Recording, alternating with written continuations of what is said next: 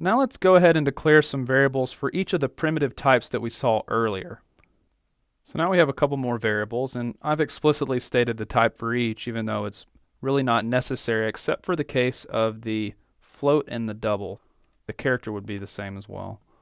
So I'll leave that one. I'm going to remove all the other ones really quick, but the rest of them I think Swift will infer just fine, and we can double check. So that's an int like we wanted. That's a string, and that's a bool. Now, what about these float and double types? They seem to represent pretty similar values. They're floating point numbers. But why would you use one over the other? Well, that comes down to an issue of precision and being able to most accurately represent a floating point number. Truth be told, computers actually have a pretty difficult time doing this. Usually computers even have special hardware dedicated just to floating point numbers. Typically, you'll want to use double instead of float because it can handle floating point numbers at a higher precision. But double isn't always better. In cases where speed may be more important than the accuracy of a floating point number, you may want to choose float instead. Next, let's try changing a variable's value. Let's change my jersey number.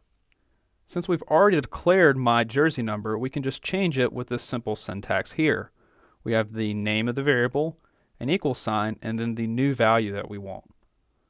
So following this change, we can see that my jersey number went from being 5 here to 80 here. And we can keep doing this as many times as we'd like.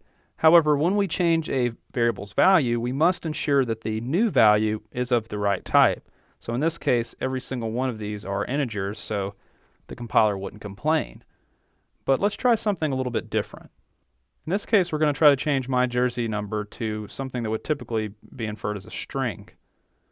And this is a problem. We can see that the compiler is complaining and it says we cannot assign a value of type string to a value of type int because my jersey number was declared as an integer. It specs an integer.